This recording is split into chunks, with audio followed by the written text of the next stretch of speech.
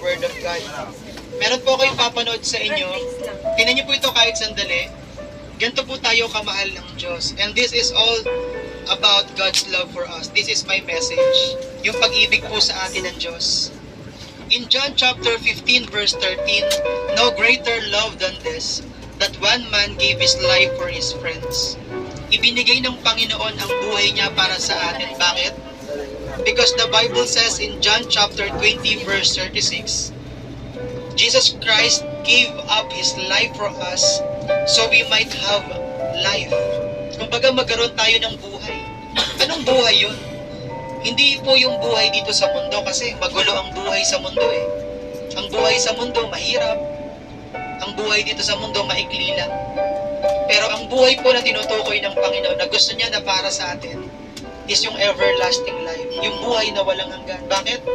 Because the Bible says in Revelation chapter 21 verse 4, yung buhay na kasama ang Panginoon, yung buhay na walang hanggan, wala ng sakit, wala ng kabigatian, wala ng problema, wala ng kalungkutan doon.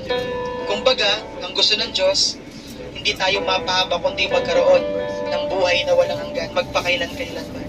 Kaya po, kami po bilang mga missionary, siguro nagulat po kayo, ano tong may nangangaral sa loob po ng aircon jeep. Pero alam niyo po, bilang mga missionary, kailangan po namin ipaalala kung gaano tayo kamahal ng Diyos. Kaya ito po ang aming mission. Salamat, pinapakinggan niyo po. And every time we preach the words of God, lagi pong may prayer. Alam niyo po kung gaano kahalaga ang prayer? Ang prayer po kasi, mababao natin kahit saan man tayo magpunta. The Bible says in James chapter 5 verse 17, malaki ang nagagawa ng panalangin sa buhay natin. Halimbawa, may sakit, may problema, may pagsubok. Pero kapag may prayer, tutulungan tayo ng Panginoon. Pag yung inyong mga trabaho, school po, kahit po mahirap, pag may prayer, ipagtatagumpay po tayo ng Panginoon. Let me share to you my short testimony. Alam niyo po, July 2007, na-diagnose po ang mama ko na merong stage 2B breast cancer. Alam niyo po yung breast cancer, napakahirap na. Sabi ng doktor, hindi siya pwedeng operahan kasi mahina ang kanyang katawan. We are hopeless. Hindi namin alam kung ano aming gagawin. Hindi namin alam kung paano siya ipapagamot. Pero nagpapasalamat kami sa Panginoon, merong missionary. Nag-preach po sa amin, ipinag-pray po kami. Alam niyo po yung may problema ka, may mag-pray para sa iyo. Ang sarap sa pakiramdam.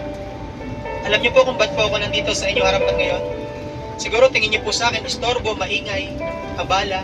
Sorry po talaga. Ito po kasi pagpapasalamat ko sa Panginoon.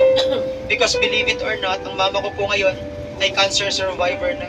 Pinagaling po siya ng Panginoon. Without operations, without chemotherapy, pinagaling po siya ng Panginoon. Kaya naman, sabi ko sa sarili ko, balang araw gusto ko rin mag-preach. Sabi ko, gusto ko rin ipag-pray yung mga may sakit. Biyaya ng Diyos. Calling ko pala ito kay Lord. Ako po ay nag-ministry. Nag-aral po ako sa Maranatha Bible School International sa Marikina, sa Maynila. 5 years po yun. 2018, nakagraduate po ako sa Bible School. And as of today, I am a full-time pastor, full-time missionary, full-time preacher, full-time missionary.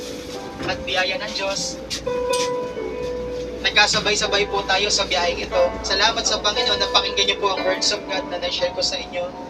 Sorry po kung di po ako marunong mag-Ilonggo, gamay pa lang. Kasi po taga Maynila po kasi talaga ako. Pero biyaya ng Diyos, dito na po ang aking mission field sa Iloilo. At salamat sa Panginoon na pakinggan niyo po ang message ko po para sa inyo, yung pag-ibig sa atin ng Diyos. This time, baka meron kayong prayer request. Baka iba sa inyo may kilalang may sakit, may problema pa lang, may kahilingan, heartbreak, family problem, kahit anong inyong kahilingan, ba't di natin ipag-pray? Eh walang imposible sa Panginoon, di ba po? Lalapitan ko po kayo. Pwede po kayong magsulat ng inyong name, cellphone number, address, pati na